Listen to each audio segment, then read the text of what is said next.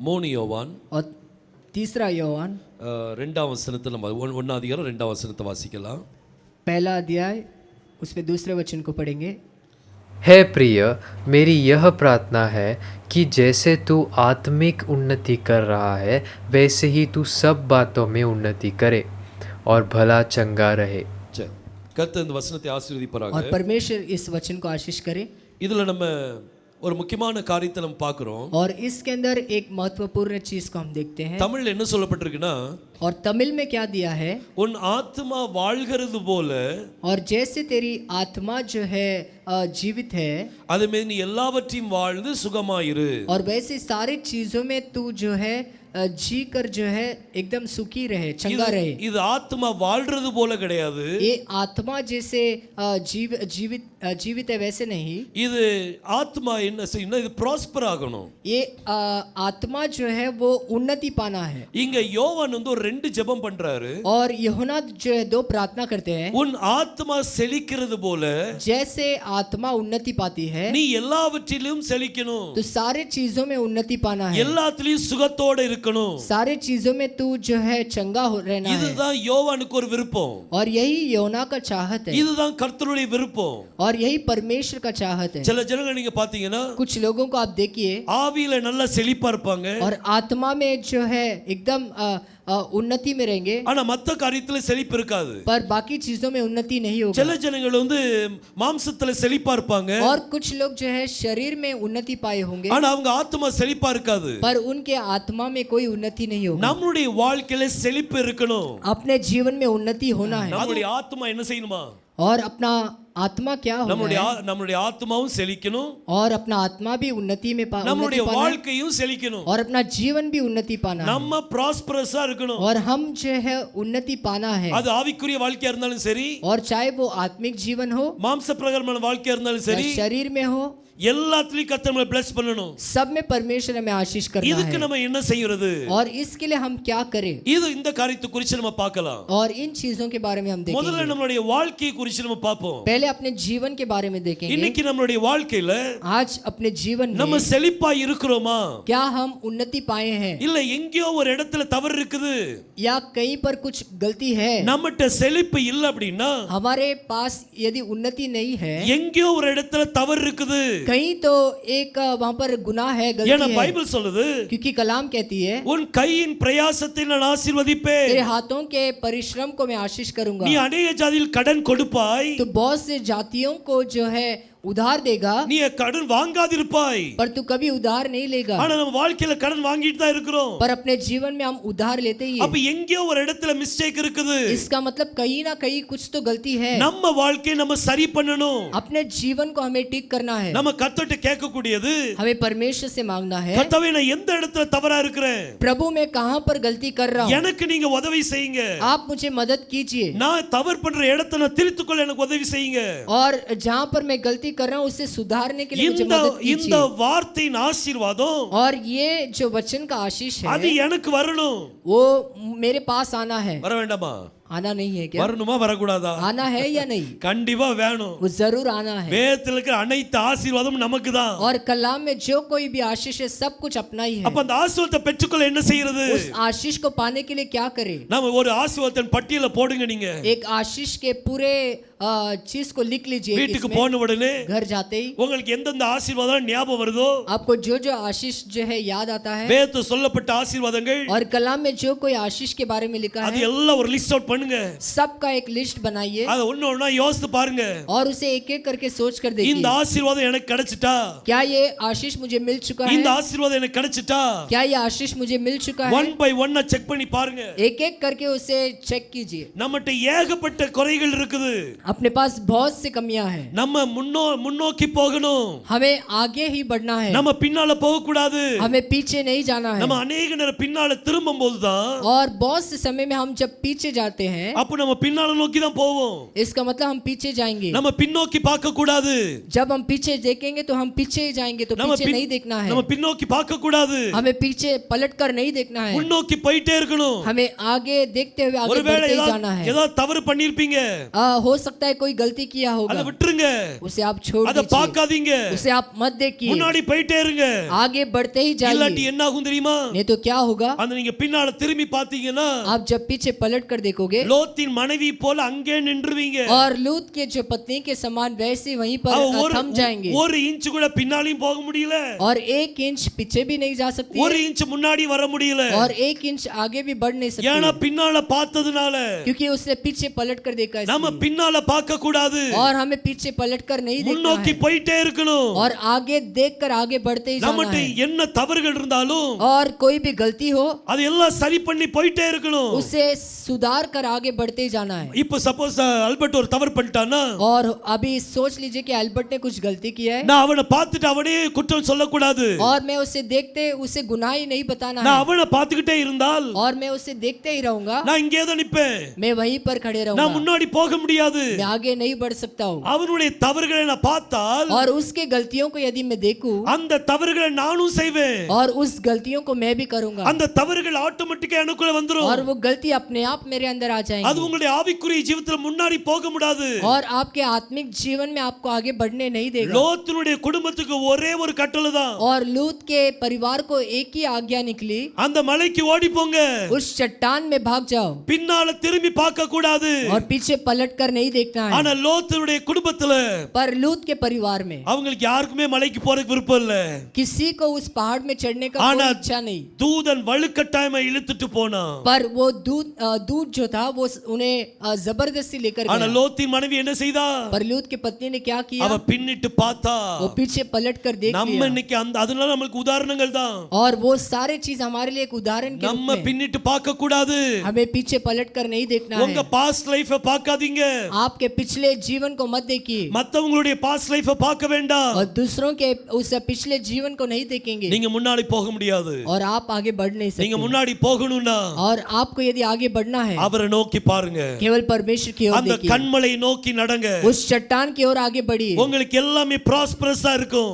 सारे चीजों में आप उन्नति पाओगे। நீங்க ஒவ்வொரு அடி எடுத்து வைக்கும்போது आप जब एक कदम उठाकर रखोगे, அது முன்னேற்றத்தின் படியா இருக்கணும். वो जो है बढ़ोतरी का कदम होना है। நீங்க பின்னால எடுத்து வச்சீங்கன்னா आप यदि पीछे उठाकर रखोगे, அது ஒரு படி நீங்க முன்னாடி போகல, इसका मतलब आप एक कदम आगे नहीं बढ़े, நீங்க பின்னால போயிட்டு இருக்கீங்க. आप एक एक कदम जो है पीछे जा रहे பின்னால हो, பார்க்கவே செய்யாதீங்க. पीछे देखना ही नहीं। லோத்தின் மனைவி நல்ல உதாரணங்க நம்மளுக்கு. और लूत की पत्नी एक बहुत अच्छा उदाहरण அவ ஒரு है, உப்பு தூணா மாறிட்டா. और नमक का खंबा बन चुकी है அவ वो, ஒரு செகண்ட் கூட எங்கேயுமே நகல முடியல. और एक क्षण के लिए भी वो यहाँ वहाँ हिल नहीं पाई, ப்ரோக்ரஸே கிடையாது. और कोई भी उन्नति नहीं है। நம்மளுடைய வாழ்க்கையில हमारे जीवन में भी செழிப்பு வேணும். वहाँ पर उन्नति चाहिए। கர்த்தர் உங்களை செழிப்பாக இருக்க விரும்புகிறார். परमेश्वर आपको जो है उन्नति पाते हुए देखना चाहता உங்களுடைய है, கரத்தின் பிரயாசத்தை ஆசீர்வதிப்பார். और आपके हाथों के परिश्रम को वो आशीष करेगा। உங்க கையினால என்ன பிரயாசப்படுறீங்களோ, जो कोई आप जो है परिश्रम करते हो, எந்த வேலை நீங்க செய்றீங்களோ और जिस काम को आप करते हो, அந்த வேலை ப்ராஸ்பரஸா மாறும். और वो चीज एक उन्नति के रूप में होगा आपके लिए, அதுதான் அவருடைய விருப்பம். और वही उसकी चाहत ஆனா है। அதுக்கு நம்ம என்ன செய்ய வேண்டி இருக்குது? और उसके लिए हमें क्या करना அதை है, செய்யக்கூடிய காரியத்தை செய்தால் और जो चीज करना है यदि उसे करेंगे, நம்ம ப்ராஸ்பரஸா மாறிடலாம். हम जो है उन्नति सफल पा सकते हैं, உங்களுடைய வாழ்க்கையில செழிப்பு தான் இருக்கும். और आपके जीवन में केवल उन्नति ही होगा। உங்க கை இப்படி இருக்காது, आपके हाथ ऐसे नहीं होंगे, உங்க கை கொடுக்கும் கரமாக और மாறும். आपके हाथ जो है देने वाले हाथ बनेंगे, எத்தனையோ ஏழைகளை நீங்க தாங்குவீங்க, और बहुत से जो गरीब लोगों को आप संभाल सकते हो, எத்தனையோ விதவைகளை தாங்க முடியும், और बहुत से अनेक विधवाओं को आप संभाल सकते हो, திக்கற்ற பிள்ளைகளை நீங்க தாங்க முடியும், और जिसके लिए कोई भी नहीं है उन्हें आप संभाल सकते हो, அநாத பிள்ளைகளை நீங்க தாங்க முடியும். जो अनाथ बच्चे उन्हें आप संभाल सकते हो। இத தாங்கிறதுக்கு और इसे संभालने के लिए இப்படிப்பட்ட ஆசீர்வாதம் இல்லாட்டி यदि ऐसा आशीष नहीं हो, நீங்க எப்படி தாங்குவீங்க? आप कैसे आप संभाल सकते நீங்க हो, எப்படி என்னுடைய தேவன் ஐஸ்வரியத்தின் தேவன் சொல்ல முடியும்? और आप कैसे बोल सकते हो कि मेरा परमेश्वर धनी है, The Lord wants you to be prosperous. और परमेश्वर आपको जो है उन्नति पाते हुए देखना चाहता है। எதுலலாம் ப்ராஸ்பரஸா இருக்கணும்? किन किन चीजों में उन्नति में रहना है? ஆவிக்குரிய வாழ்க்கையில ப்ராஸ்பரஸா இருக்கணும். एक तो आत्मिक उन्नति में, சரீர பிரகாரம் ப்ராஸ்பரஸா இருக்கணும். और शारीरिक रूप में भी उन्नति होना है। இந்த ரெண்டு ப்ராஸ்பரஸா இருக்கணும். ये दोनों उन्नति होना है आपके யாரோ पास। உங்ககிட்ட ஜெபிக்க வராங்களா? कोई आपके पास प्रार्थना करने आते हैं, நீங்க ப்ராஸ்பரஸா மாறணும். आपको उन्नति में बदलना है। நீங்க ஜெபித்தால் आप जब प्रार्थना அங்க करोगे பிசாசு ஓடணும். वहां पर शैतान भागना है, அடுத்த கட்டத்துக்குள்ள நீங்க வரணும். अगले इसमें पड़ाव में आना है। இல்ல நான் ஒரு விசுவாசி தான், नहीं, मैं एक विश्वासी हूँ, நான் ஜெபிச்சா இதெல்லாம் நடக்குமா தெரியாது. मैं प्रार्थना करूँ तो होगा कि எங்க नहीं, பாஸ்டர் கூப்பிடுறேன். मैं मेरे पासवान को बुलाता இல்ல हूँ। இல்ல நீங்க ப்ராஸ்பரஸ் ஆகணும். नहीं, आपको उन्नति पाना है, நீங்க ஆவி ஆத்மாலையும் ப்ராஸ்பரஸ் ஆகணும். आपको आत्मा में भी उन्नति पाना है சரீர பிரகாரமோ நீங்க ப்ராஸ்பரஸ் और ஆகணும். शारीरिक वहां पर उन्नति भी होना है। ரெண்டுதுலயும் நீங்க செழிப்பா மாறுறதுக்கு जो दोनों चीजों में उन्नति पाने के लिए தேவன் ஒரு காரியத்தை வைத்திருக்கிறார். परमेश्वर ने एक चीज रखा है। பாருங்க யோசுவாவின் புத்தகம் देखिए योशुआ का किताब 1 அதிகாரம் 7 வசனத்தை வாசிங்க. पहला अध्याय 7वां वचन पढ़ेंगे।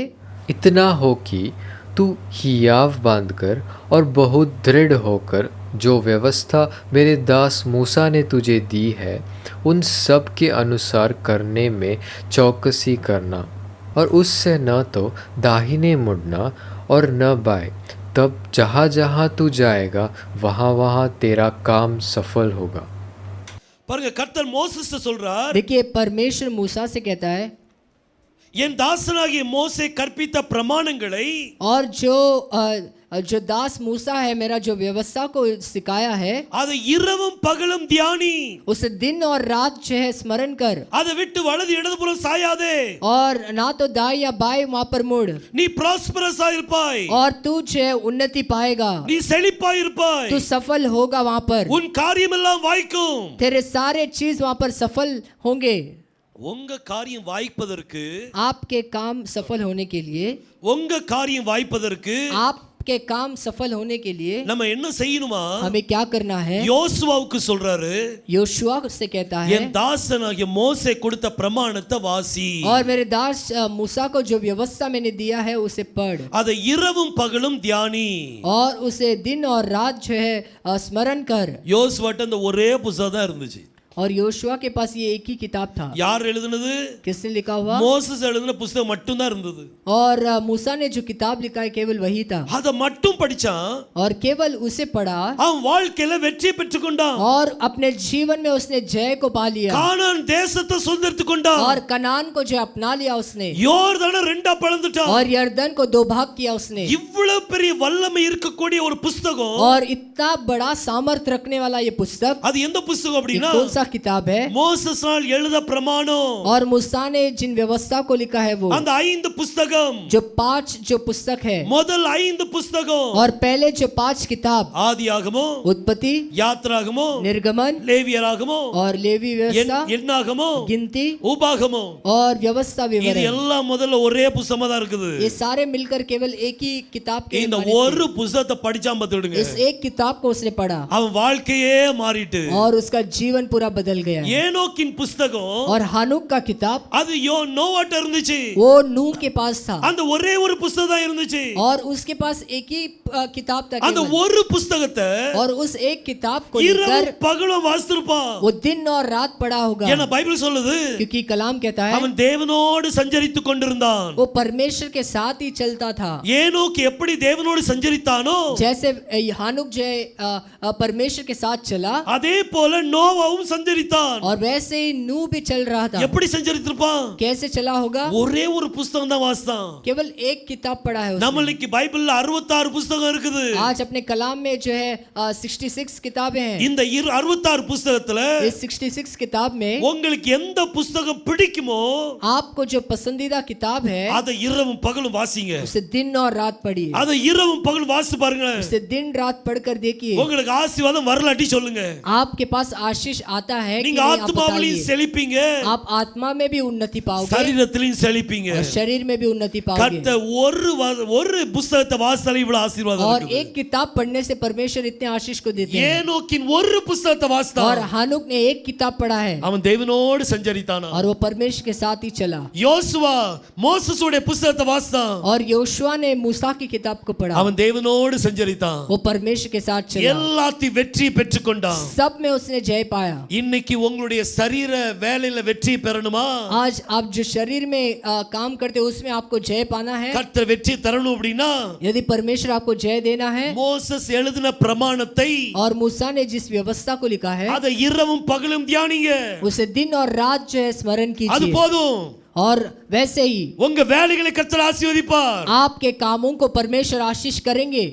இந்த வேதத்துல इस कलाम के अंदर எல்லா ஆசீர்வாதத்தின் ஒரு அனாயிண்டிங் இருக்குது. और सारे आशीष का एक अभिषेक है वहां पर। பாருங்க, முதல் டெய்லர் யாரு? पहला टेलर कौन था? பைபிள்ல முதல் டெய்லர் யாரு? कलाम में पहला जो टेलर कौन था?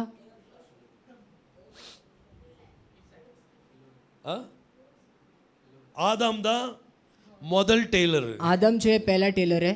முதல்ல தச்சது யாரு? पहले किसने सिलाई की? பைபிள்ல முதல்ல தச்சது யாரு? कलाम में किसने पहले सिलाई किया है? ஆதாம் தான் என்ன செய்றான்? आदम ने क्या किया है? அத்தி இலைகளை தைத்தான். वो अंजीर के पत्तों को उसने सिलाया है। அப்போ அவன் தான் முதல் டெய்லர் நம்மளுக்கு. इसका मतलब वही हमारे लिए पहला जो टेलर है। இந்த அத்தி மரம் இருக்குல்ல, ये अंजीर का जो पेड़ है, இதுக்கு எபிரேய மொழியில என்ன சொல்வாங்க அப்படினா इसे इब्रानी भाषा में क्या बोलेंगे? டீனான்னு சொல்லுவாங்க. टीना। டீனா அப்படினா टीना का मतलब அத்தி மரம். वो है अंजीर का पेड़। இன்னைக்கு எத்தனை பேர் டீனான்னு பேர் வச்சிருக்காங்க? आज बहुत से लोगों ने टीना करके नाम रखा அப்ப है। அவங்க யாரு?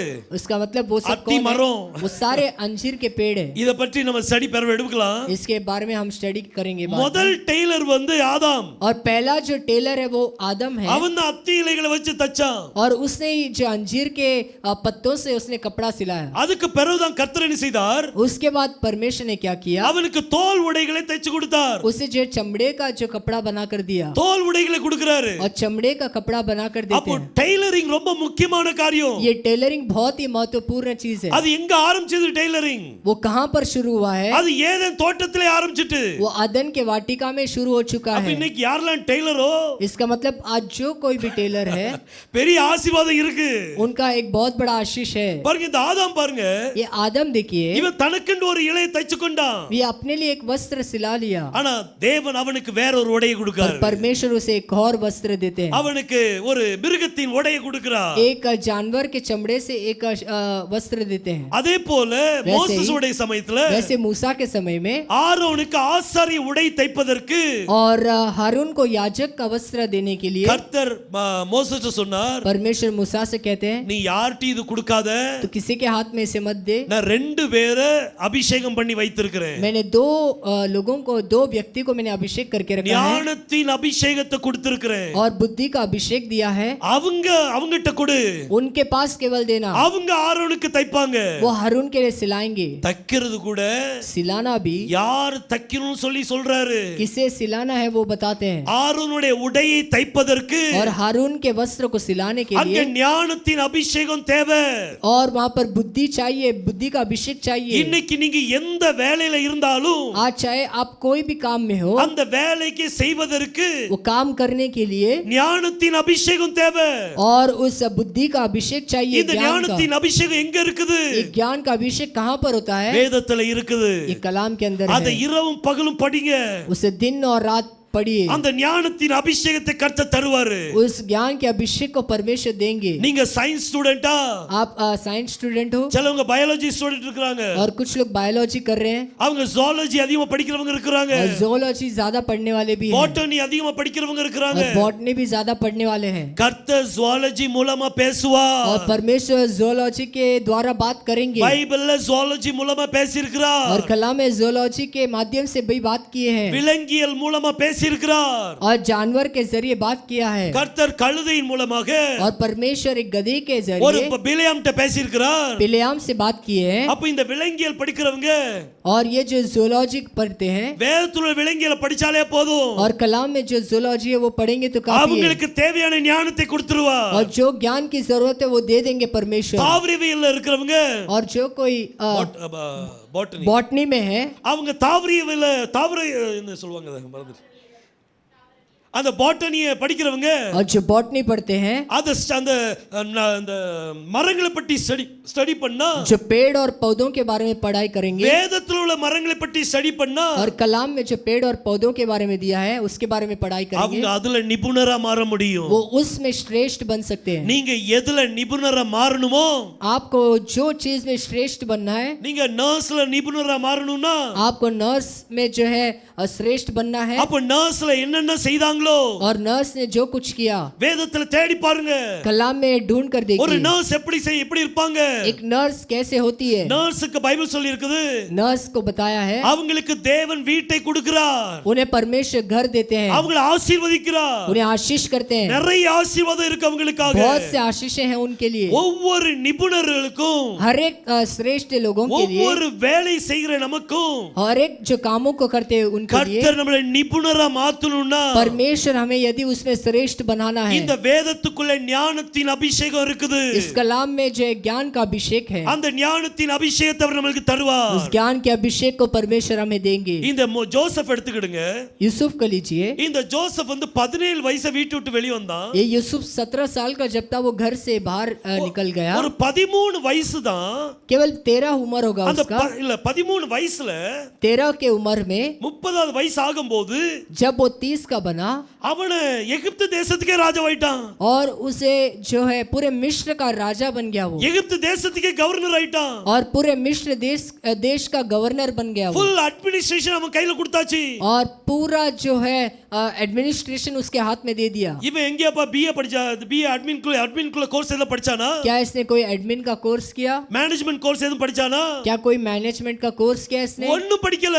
उसने कुछ भी नहीं पढ़ा है। கர்த்தர் அவனுக்கு ஞானத்தை கொடுத்தார். परमेश्वर ने उसे ज्ञान दिया है, அந்த அட்மினிஸ்ட்ரேஷன் பவர் கொடுத்தார். उस एडमिनिस्ट्रेशन करने का सामर्थ्य दिया उसे। அப்ப வேதத்துல என்ன தேடணும்? इसका मतलब कलाम में क्या ढूंढना है, இந்த யோசேப்பு எப்படி அட்மினிஸ்ட்ரேஷன் பண்ணுனா? और यूसुफ ने कैसे एडमिनिस्ट्रेशन किया, தேவன் அப்படி எப்படி இந்த ஞானத்தை கொடுத்திருந்தார்? और परमेश्वर ने उसे कैसे उस ज्ञान को दिया है। இத நீங்க ஆராய ஆரம்பிக்கும் போது इसे जब आप खोज करने लगोगे வேதத்தில் உள்ள அந்த அபிஷேகம் உங்க மேல வந்து और இறங்கும். कलाम के अंदर का अभिषेक आपके अंदर आ நீங்க जाएगा। தியானிக்க வேண்டும். आपको ध्यान करना है। வேதத்தை இரவும் பகலும் தியானிக்கும் போது उसे दिन रात जब आप स्मरण करोगे, நீங்க எந்த வேலை செய்றீங்களோ आप जो काम आप करते அந்த रहोगे வேலையை கர்த்தர் ஆசீர்வதித்து தருவார். उस काम को परमेश्वर आशीष करके देंगे। அந்த வேலைகள்ல उस कामों में கர்த்தர் உங்களை நிபுணராக ஆசீர்வதிப்பார். परमेश्वर आपको श्रेष्ठ बना देंगे।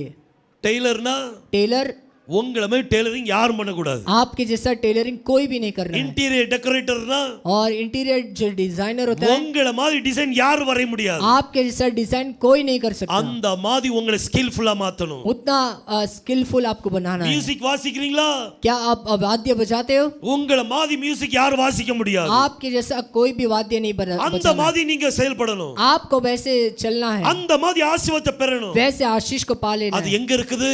वो कहाँ पर है? அந்த ஆசீர்வாதம் எங்க மறைஞ்சிருக்குது? वो आशीष कहाँ पर छिपा हुआ है? வேதத்துல மறைஞ்சிருக்குது. कलाम के अंदर ஒரு छिपा நல்ல हुआ है। ஸ்டூடெண்டா மாறணுமா? एक अच्छा विद्यार्थी बनना है, வேதத்துல அந்த ஆசீர்வாதம் மறைஞ்சிருக்குது. कलाम के अंदर वो आशीष छिपा है। ஒரு பெஸ்ட் டீச்சரா மாறணுமா? एक अच्छा शिक्षक बनना है, வேதத்துல அந்த ஆசீர்வாதம் மறைஞ்சிருக்குது. कलाम के अंदर वो आशीष छिपा हुआ है। பாருங்க உபாகமம் देखिए व्यवस्था विवरण 32ஆம் அதிகாரம் और 32वां अध्याय, டியூட்ரானமி 32 அதுல ஃபர்ஸ்ட் அண்ட் செகண்ட் வாசிங்க. व्यवस्था विवरण 32 उसमें 1 और 2। हे आकाश कान लगा कि मैं बोलूं, और हे पृथ्वी मेरे मुंह की बातें सुन। मेरा उपदेश मेह की नाई बरसेगा और मेरी बातें ओस की नाई टपकेगी, जैसे कि हरी घास पर झीसी और पौधों पर झड़ियाँ। பாருங்க பைபிள் சொல்லுது, और कलाम कहती है, மழையானது இளம் பயிர்கள் மேல் பொழிவது போல, और जैसा मेह की नाई वहां पर बरसती है என் உபதேசம் இருக்கும். वैसे मेरा उपदेश भी அப்ப होगा। நம்ம டீச்சிங் எப்படி இருக்கணும்? इसका मतलब अपना टीचिंग कैसे होना है? அப்படி பனி உழுற மாதிரி உழணுமா? और एक शबनम के जैसे वो घास पर गिरना है, மழை விழுறது மாதிரி விழணும். एक बरसात के माने गिरना है, அந்த மழையில நனையிறதுக்கு நல்லா இருக்கணும். और वो बारिश में भीगने के लिए अच्छा होना है। நம்ம உபதேசம் அப்படி இருக்கணுமா? और अपना उपदेश भी वैसे ही நம்ம होना है, டீச்சிங் அப்படி இருக்கணுமா? और अपना शिक्षण वैसे होना है, அந்த டீச்சிங் அப்படி மாறும். और वो शिक्षण वैसे बदलेगा। உங்களுடைய வாழ்க்கையில आपके जीवन में நீங்க எதை தேடுறீங்களோ और जिसे आप खोज करते हो, அத கர்த்தர் உங்களுக்கு ஆசீர்வாதமா और பண்ணுவார். वो परमेश्वर आपको आशीष में बदल देंगे। எல்லாத்தோட பெரிய சர்ச் எது தெரியுமா? सबसे बड़ा कलीसिया कौन सा है पता है? எல்லாத்த விட பெரிய சர்ச் सबसे बड़ा कलीसिया மோசஸ் உடைய சர்ச் தான். मूसा का ही है वो, அவன் ஆண்களே 6 லட்சம் ஜனங்கள், और पुरुष जो 6 लाख थे उसमें, பெண்கள் தனியா, பிள்ளைகள் தனியா. और जो स्त्रियां अलग, बच्चे अलग। இன்னைக்காவது நாம் இருவர் நமக்கு ஒருவர்னு சொல்றாங்க. और आज के जमाने में हम दो अपना एक बोलते हैं. இப்போ நாம் இருவர் நமக்கு எதுக்கு ஒருவர்னு கூட சொல்ல ஆரம்பிச்சிட்டாங்க. और आजकल तो हम दो अपने लिए क्यों कोई चाहिए ऐसे भी बोलने लगे. பிள்ளைகளே வேண்டாங்கற பேர் இருக்காங்க. और बच्चे नहीं चाहिए ऐसे है. ஆனா அன்னைக்கு அப்படி இல்ல. पर उस जमाने में वैसे नहीं था. எல்லாம் டசன் கணக்கு தான். और सब दर्जन के हिसाब से होता है. ஆண்களே 6 லட்சம். और पुरुष जो 6 लाख थे. பெண்கள் எத்தனை பேரோ தெரியாது. और स्त्रियां कितने थे पता नहीं. சிறு பிள்ளைகள் எத்தனை பேரோ தெரியாது. और बच्चे वो भी नहीं पता कितना. அவனுடைய சர்ச் பெரிய சர்ச். और उनका मंडली कलीसिया बहुत ही बड़ी थी. நான் பெஸ்ட் பாஸ்டரா மாறணும்னா और मैं यदि एक अच्छा पासवान में बदलना அப்ப है, நான் என்ன செய்யணும்? मुझे क्या करना है? நான் இந்த தோராவை படிக்கணும். मुझे इस तोरा को पढ़ना है. அதுக்குள்ள அந்த அபிஷேகம் இருக்குது. और उसके अंदर वो अभिषेक है. மோசஸ் எப்படி ஜனங்களை வழி நடத்தினானோ जैसे मूसा ने लोगों को चलाया, அப்ப அந்த அபிஷேகத்தை கர்த்தர் கொடுப்பார். और वही अभिषेक को देंगे. இன்னைக்கு நம்மளுடைய வாழ்க்கையில और आज अपने जीवन நீங்க में எந்த வேலை செய்தாலும் சரி, चाहे आप कोई भी काम करो, அந்த வேலை நீங்க பெஸ்டா மாறணும். और उस काम में आपको श्रेष्ठ बनना है. எல்லாரும் என்ன சொல்லணும் தெரியுமா? हम सबको क्या बोलना है पता है? இவங்களை பீட் பண்ண முடியாது. इन्हें जो है हरा नहीं सकते. நம்மள யாருடைய பிள்ளைகள்? और हम सब किसके बच्चे हैं? தேவனுடைய பிள்ளைகள். हम परमेश्वर के बच्चे हैं. स्किलफुल पर्सन உடைய பிள்ளைகள். और जो एकदम श्रेष्ठ है उसके हम जो बच्चे हैं. அவருடைய பிள்ளைகளும் ஸ்கில்ஃபுல் பர்சனா இருப்பாங்க. और उनके बच्चे भी बहुत स्किलफुल சோ होंगे. நம்ம ஸ்கில்ஃபுல்லா மாறதுக்கு, हम स्किलफुल बनने के நம்ம लिए, ப்ராஸ்பரஸா மாறதுக்கு, हम जो उन्नति पाने के நம்ம लिए, செழிக்கிறதுக்கு हम जो सफल पाने के लिए, நம்ம செய்யக்கூடியது ஒண்ணே ஒண்ணு. हमें केवल एक ही चीज करना है. வேதத்தை இரவும் பகலும் தியானிங்க. और जो है कलाम को दिन रात स्मरण அது कीजिए. மோசஸ்னால் எழுதப்பட்ட பிரமாணத்தை और मूसा के जरिए लिखा गया उस व्यवस्था को அதை இரவும் பகலும் தியானிக்க வேண்டும். दिन और रात उसे स्मरण करना जरूर வேதத்தை है. இரவும் பகலும் தியானித்தால் और इस कलाम को दिन रात जब स्मरण करेंगे, அவர் நம்மளை ஞானத்தின் அபிஷேகத்தால் நிரப்புவார். वो जो है ज्ञान के अभिषेक से हमें भर देंगे. யோசுவாட்ட சொன்ன நீ செய்வதெல்லாம் வாய்க்கும். और योशुआ से कहा कि तू जो कुछ करेगा सब में सफल நீ पाएगा. போற காரியம்லாம் சக்சஸ் தான். तो जो कुछ काम से निकलता है सब में सफलता நீ मिलेगा. போற இடமெல்லாம் புத்திமானாய் நடந்து கொள்வாய். तू जहां पर भी चलेगा तू बुद्धिमान रहेगा. எல்லாமே சக்சஸ் தான். सब में सफलता. அப்ப இந்த தோராவை படிச்சீங்கன்னா इसका मतलब इस तोरा को पढ़ोगे, நீங்களும் சக்சஸ் தான். आप भी जो है सफल पाओगे. உங்களுடைய வாழ்க்கையில நீங்களும் சக்சஸா மாறணும்னா आपके जीवन में आपको यदि सफल पाना है, இத இரவும் பகலும் தியானிங்க. इसे दिन और रात स्मरण कीजिए. சரீர பிரகாரமா நீங்க செழிப்பீங்க. और शारीरिक रूप से आप बढ़ जाओगे. உங்களுடைய சரீர பிரகாரமான ஆசீர்வாதத்தை கர்த்தர் தருவார். और शारीरिक अभिषेक को परमेश्वर He देंगे. will bless you abundantly. और वो आपको बहुताई से आशीष करेंगे. In every place you will be blessed. और सारे इलाके में आप आशीष में रहोगे. எல்லா கார்னரையும் நீங்க blessed இருப்பீங்க. और सारे कोने में हर एक बाग में आप आशीष में தேவன் होगे. அப்படி கிரியை செய்வார். और परमेश्वर वैसे क्रिया करेंगे. இப்ப யோவான் ஜெபம் பண்றாரு. अब यूहन्ना प्रार्थना करता है, உன்னுடைய ஆத்துமா செழிக்கிறது போல जैसे आत्मा उन्नति पाती है, உன்னுடைய நீ எல்லா காரியத்தையும் செழித்து சுகமா तो இருக்கணும். सभी बातों में जो है उन्नति पाकर तू भला चंगा रहना है. அடுத்தது ஆத்துமா செழிக்கணும். और अगला जो है आत्मा उन्नति पाना है. ஆத்துமா செழிக்கிறதுக்கு என்ன செய்யணும்? आत्मा में उन्नति होने के लिए क्या करना है? நம்ம சரீரம் செழிக்கிறதுக்காக, हम शरीर में उन्नति पाने के நம்ம लिए, மாம்ச பிரகாரமா ஆசீர்வதிக்கப்படுறதுக்காக शारीरिक तौर से आशीष पाने के लिए தோராவை இரவும் பகலும் படிங்கன்னு சொல்லியாச்சு. हमने तोरा दिन और रात पढ़ने के लिए बोल இப்ப दिया. ஆத்துமா செழிக்கிறதுக்கு என்ன செய்யணும்? अब जो है आत्मा उन्नति पाने के लिए क्या करें? பாருங்க சங்கீதம் 1 சங்கீதம் देखिए भजन संगीत पहला अध्याय, அதுல 2 வசனத்தை வாசிங்க. उसमें दूसरे वचन को पढ़ेंगे.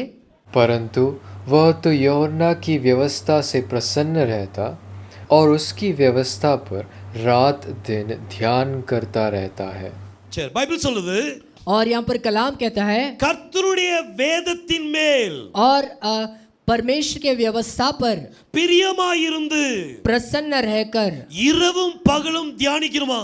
और उससे दिन और रात ध्यान करना है. அவன் பாக்கியவான். और वो जो है धन्य है. இந்த வேதத்தை நீங்க தியானிக்கும் போது इस व्यवस्था को जब आप ध्यान करोगे, நம்ம பார்த்தோம், நம்ம சரீரம் செழிக்கும்னு சொல்லி பார்த்தோம். हमने पहला देखा कि शरीर जो है वो उन्नति पाएगी. நம்ம சரீரம் என்ன செய்யும்? செழிக்கும். अपना शरीर क्या होगा? उन्नति நம்முடைய होगा. சரீர பிரகாரமான ஆசீர்வாதத்துல நம்ம செழித்திருப்போம். और शारीरिक आशीष से हम जो उन्नति पाए होंगे. அதே சமயம் और उसी समय में ஆவிக்குரிய சரீரம் செழிக்கணும். एक आत्मिक शरीर है वो भी उन्नति पाना है. அதுக்கும் நீங்க என்ன செய்யணுமா? उसके लिए भी आपको क्या करना है? இரவும் பகலும் வேதத்தை தியானிக்கணும். वो दिन और रात व्यवस्था को ही ध्यान करना है. வேதம்னா என்னது? ये व्यवस्था का मतलब क्या है? வேதம்னா தோரா. और व्यवस्था का मतलब है तोरा. तोरा மோசஸ்னால் எழுதப்பட்ட 5 ஆகமங்கள் और मूसा के द्वारा लिखा गया वो 5 अध्याय, இதே 5 किताबें। இந்த ஆகமத்தை நீங்க படிச்சாலே इन किताबों को यदि आप पढ़ोगे உங்க சரீர பிரகாரம் நீங்க செழிப்பீங்க, आप शारीरिक तौर से उन्नति पाओगे ஆவிக்குரிய ஜீவியத்திலும் செழிப்பீங்க. और आत्मिक तौर से भी आप उन्नति இந்த पाओगे। செழிப்பு எப்படி இருக்கும்? और ये उन्नति कैसे होगा? இதை இரவும் பகலும் தியானிக்கணும். इस दिन और रात आपको ध्यान करना நம்ம है। யோசிப்போம் எப்படி தியானிக்கிறது? हम सोचेंगे इसे कैसे ध्यान करें। ஒரு இடத்துல அமைதியா உட்கார்ந்து एक जगह पर एकदम आराम से बैठकर நம்ம பாக்குறோம், ரிஷிகள்லாம் பாக்குறோம், हम जो है ऋषि होते हैं उन्हें देखते हैं, அவங்க எல்லாம் சம்பளம் போட்டு உட்கார்ந்து, और वो जो है मांडी डालकर அதுவும் காலுக்கு மேல இப்படி நல்லா டைட்டா போட்டு, और एक पैर के ऊपर एक पैर को ऐसे फोल्ड करके ரெண்டு கையும் இப்படி ஒரு சைன் வச்சு இப்படி வைப்பாங்க. और दोनों हाथ को एक रीति से वो रखते हैं அதை வச்சு அப்புறம் அப்படியே அமைதியா இருப்பாங்க. और ऐसे एकदम शांत रहेंगे वो। இதுதான் தியானம் அப்படிங்கிறது கிடையாது. और यही ध्यान करना इसका मतलब नहीं है। நீங்க தியானிக்கிறது, आप जब ध्यान करोगे, தாவீது சொல்லும்போது दाऊद कहता है நான் படுத்துக்கொண்டே வேதத்தை தியானிப்பேன்னு சொல்றாரு. मैं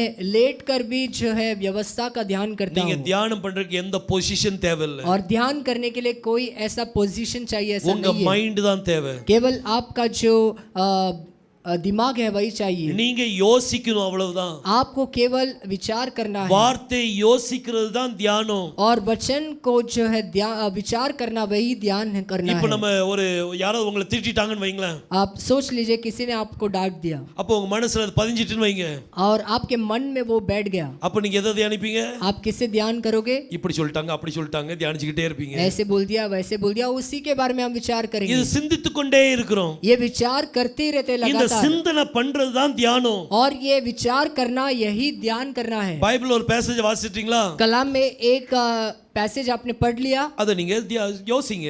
उसके बारे में आप विचार அந்த करना शुरू யோசிக்கிறது कीजिए। தான் தியானம். और वो विचार करना उसे ध्यान करना बोलते சில हैं நேரம் कि निकल இந்த जाओ। மாதிரி யோசிக்க ஆரம்பிச்சீங்கன்னா और आप यदि ऐसे विचार करने लगोगे உங்க பக்கத்துல அணுகுண்டு விழுந்தாலும் और आपके बाजू में कोई बड़ा बम भी गिर जाए, உங்க தியானத்தை யாரும் அசைக்க முடியாது. आपके विचार को कोई हिला नहीं सकता। உங்க அக்கம் பக்கத்துல சத்தம் போட்டுக்கிட்டே இருப்பாங்க, आपके आजू बाजू में चिल्लाते रहेंगे, ஆனா உங்க மனசு தியானத்துக்குள்ள போயிரும். पर आपका मन उस ध्यान के अंदर நீங்க चले जाएगा। தியானத்துக்குள்ளே போயிருவீங்க, आप ध्यान करने लगोगे, நீங்க யோசனைக்குள்ள போயிருவீங்க. उस विचार के अंदर आप चले ஒரு जाओगे। உச்சக்கட்ட யோசனை, एक जो है एकदम ही वो सोच के अंदर चले அதுதான் जाना। இந்த உலகத்தின் ஜனங்கள் என்ன சொல்வாங்க தெரியுமா? और उसे इस संसार के लोग क्या बोलते हैं? அதுதான் டிப்ரெஷன் சொல்வாங்க. उसे वो डिप्रेशन बोलते हैं। அவங்க டிப்ரெஷன்ல என்ன செய்வாங்க? डिप्रेशन में क्या करेंगे? பைத்தியமே இப்படி கை கால் இப்படி செய்வாங்க, ஆட்டுவாங்க. और अपने हाथों को हिलाने लगेंगे वो। நிறைய வயதானவங்களை நீங்க பாருங்க, बहुत से बुजुर्ग लोगों को देखिए आप, அவங்க நடந்து போகும்போது वो जब चलकर जाते हैं இப்படி இப்படி ஏசிக்கிட்டே இப்படி கை காமிச்சிட்டு போவாங்க. ऐसे कुछ ना कुछ चिल्लाते बड़बड़ करते हाथ को हिलाते। அவங்க எதை யோசிக்கிறாங்க? वो किसके बारे में विचार कर அவங்க रहे हैं? பிரச்சனைகளை யோசித்து யோசித்து யோசித்து उनके समस्याओं के बारे में विचार कर करके அக்கம் பக்கத்துல என்ன நடக்குன்னே தெரியாது. उनको पता ही नहीं चलता एक स्थिति में कि आजू बाजू में क्या हो रहा है। அப்படி யோசனை நீங்க வார்த்தையை யோசிக்கணும். और वैसे ही विचार आपको वचन के அந்த बारे में करना है। வசனத்தை யோசிக்க ஆரம்பிக்கும் போது जब आप वचन को विचार करने लगोगे நீங்க ஆசீர்வாதத்தை பெறுவீங்க. आप उस आशीष को पाओगे। வேதம் சொல்லுது, कलाम कहता है இந்த வேதத்தின் மேல் பிரியமாய் இருந்து, और व्यवस्था से प्रसन्न होकर। இப்ப வீட்ல பிள்ளைகள் என்ன சொல்ல வேண்டியிருக்கும்? घर में क्या बोलना होगा? படிங்கடா படிங்கடா, பைபிள் படிங்கடா, பைபிள் படிங்கடா. कलाम को पढ़ो, कलाम को पढ़े से बच्चों को ரெண்டு बोलना போடு வேற होगा। போடுவாங்க. और 2 मार भी लगाएंगे। ஏதாவது ஒரு ஃபெயிலியர் ஆயிட்டுனா कुछ कोई चीज में वो फेलियर நீ हो गए, ஒழுங்கா பைபிளை வாசிக்கிறது இல்ல, तूने बराबर कलाम पढ़ा ही नहीं, அதனால தான் உனக்கு ஃபெயிலியர் ஆயிட்டு, इसलिए जो है फेलियर हो அப்படி गया। சொல்லி திட்டுவாங்க. ऐसे बोलकर चिल्लाएंगे। இப்படி நம்ம தள்ளி தள்ளி விடுறது என்ன தெரியுமா? ऐसे जब हम ढकेलते हैं அவங்க उन्हें, எப்படியாவது அந்த வேதத்தை வாசிக்க மாட்டாங்களா? कुछ ना कुछ करके वो कलाम को पढ़ने शुरू नहीं வேதத்துமே करेंगे। பிரியம் வராதா? क्या उस कलाम पर उन्हें जो है मन नहीं लगेगा? ஒரு தடவை பிரியம் வந்துட்டு வைங்க, एक बार उनका मन लग गया, அப்புறம் யாரும் வாலிபர்களை பிள்ளைகளை தூக்கி தள்ள மாட்டாங்க. इसके बाद कोई भी जवान बच्चे को ढकलेंगे நீ नहीं। படிடா, வாடி வசனத்தை படி, तो वचन को पढ़, ஜெபம் பண்ணு, तो प्रार्थना कर, சொல்ல வேண்டியது இல்ல. ऐसे बोलने की ஏன்னா जरूरत அவங்க नहीं है, அதிலே பிரியப்படுவாங்க. क्योंकि उसी में उनका मन लगता இன்னைக்கு है। வேதத்தின் மேல் பிரியமாயிருந்து आज व्यवस्था पर प्रसन्न रहकर அதை இரவும் பகலும் தியானிக்கிற மனுஷன் और उसमें दिन और रात ध्यान करने वाला அவன் பாக்கியவான். वही धन्य है, அவன் தான் பாக்கியவான். वही धन्य है। வேதம் சொல்லுது, कलाम कहती है அவன் நீர்க்காலங்கள் ஓரமாய் और वो नालियों के किनारे में நடப்பட்ட ஒரு மரத்தை போல இருப்பா. और लगाए गए एक वृक्ष के मानित होगा। இங்க ஒரு நதி ஓடுது. यहाँ पर एक नदी जो है बह रही है। அந்த நதி பக்கத்துல ஒரு மரம் இருக்குது. उस नदी के किनारे एक वृक्ष लगा है। யாரெல்லாம் வேதத்தை தியானிக்கிறீங்களோ और जो कोई व्यवस्था को ध्यान करते हैं அவங்க எல்லாம் இந்த மரத்தை போல இருப்பீங்க. वो सारे इस वृक्ष के समान होंगे। இந்த மரத்தின் பெயர் கொடுக்கப்படல. इस वृक्ष का नाम नहीं दिया गया है। இது கேதாரு மரமா? क्या ये केदार का वृक्ष இல்லட்டி है? லெபனோனின் மரமா? क्या लेबनान के वृक्ष है? அத்தி மரமா? क्या अंजीर का वृक्ष है? ஒலிவ மரமா? क्या जैतून का वृक्ष है? எதுமே கொடுக்கப்படல. ऐसा कुछ भी नहीं दिया ஆனா இந்த है। மரத்தை பற்றி சொல்லி இருக்குது. पर इस वृक्ष के बारे में खाली दिया ஒரு है। அடையாளத்தை கொடுத்திருக்குது. चिन्ह दिया गया है। நீங்க இந்த மரத்தை போல இருப்பீங்க. आप जो है इस वृक्ष के समान होंगे। நீர்க்கால்கள் ஓரமாய் நடப்பட்டு वो नालियों के किनारे लगाए गए தன் காலத்தில் தன் கனி கொடுக்கிற और अपने ऋतु में अपने फल को लेकर आने वाले இலை உதிராத மரத்தை போல் இருப்பாய். और पत्ते न मुरझाने वाले वृक्ष के समान होगा। அப்ப நீங்க எப்படி இருப்பீங்களா? इसका मतलब आप कैसे होंगे? ஒரு மரத்தை போல இருப்பீங்க. एक वृक्ष के समान होंगे। எப்பவும் கனி கொடுக்கக்கூடிய ஒரு மரம். वो हमेशा फलने वाला एक वृक्ष होगा உங்க இலைகள் உதிராது. और आपके पत्ते मुरझाएंगे नहीं। இன்னைக்கு எல்லா மரத்தையும் எடுத்துக்கிடுங்க. आज सब वृक्ष को ले लीजिए। எல்லா மரத்தின் இலைகள் உதிரும். हर एक वृक्ष का जो पत्ता मुरझाता है। ஏன் தெரியுமா? क्यों पता है? ஏன்னா அதுக்குள்ள மரணம் இருக்குது. क्योंकि उसके अंदर मरण है। அப்ப இந்த மரத்தின் இலைகள் इस वृक्ष के पत्ते में அது விழுகிறது இல்ல அப்படினா वो यदि नहीं गिरता है मुरझाता है அப்ப இதுக்குள்ள மரணம் இல்லை. इसका मतलब इसके अंदर मरण नहीं அப்ப है। இது என்ன மரம்? इसका मतलब ये कौन सा वृक्ष है? இது ஜீவ மரம். ये जीवन का वृक्ष है। இந்த ஜீவ மரத்தை போல மாறிடுவீங்க. इस जीवन के वृक्ष के नाई बदल जाएंगे। நம்ம இரவும் பகலும் தியானித்தால் हम यदि दिन और रात जब ध्यान करेंगे நீர்க்கால்கள் ஓரமாய் हम नालियों के किनारे நடப்பட்டு लगाए गए தன் காலத்தில் தன் கனி கொடுத்து और अपने अपने ऋतु में हम फलते हुए இலை உதிராதிருக்க மரத்தை போல இருப்பார். और पत्ते कभी मुरझाते नहीं वैसे होंगे। இந்த ஜீவ மரத்தை போல இருப்பீங்களா? इस जीवन के वृक्ष के मानी रहेंगे। இன்னைக்கு ஜீவ மரம் யாரு? आज जीवन का वृक्ष कौन है? யெகோஷுவா தான் ஜீவ மரம். केवल यहोशुआ ही वो जीवन का वृक्ष है। அவர் ஜீவ மரம்னா वो यदि जीवन के वृक्ष है तो நம்ம அவரை போல மாறிடுவோம். हम भी उनके समान बदल जाएंगे। மோசஸ்னால் எழுதப்பட்ட இந்த ஆகமத்தை और मूसास के जरिए जो लिखा गया इन किताब जो நீங்க है சரியா தியானிச்சீங்கன்னா आप यदि सही से ध्यान करोगे நீங்க அவரை போல மாறிடுவீங்க. आप उनके समान बदल जाएंगे। யெகோஷுவா போல மாறிடுவீங்க. आप यहोशुआ के समान बदल உங்க जाएंगे। ஆத்துமா செழிக்கும். आपका आत्मा उन्नति पाएगा தன் காலத்தில் தன் கனி கொடுத்து और अपने ऋतु में फल देकर இலை உதிராதிருக்க மரத்தை போல இருப்பான். और कभी पत्ते नहीं मुरझाते हुए वैसे அவன் होंगे செய்வதெல்லாம் வாய்க்கும். और वो जो कुछ करता है सब में सफल पाता எதுல है। கை வச்சால ஆசீர்வாதம் தான். कोई भी चीज में वो हाथ लगाए वहां पर सफलता ही அந்த है। ஆசீர்வாதம் வர்றதுக்கு और वो आशीष आने के लिए நீங்க தான் காரணம். आप ही कारण है। நீங்க தான் வாசிக்க போறீங்க.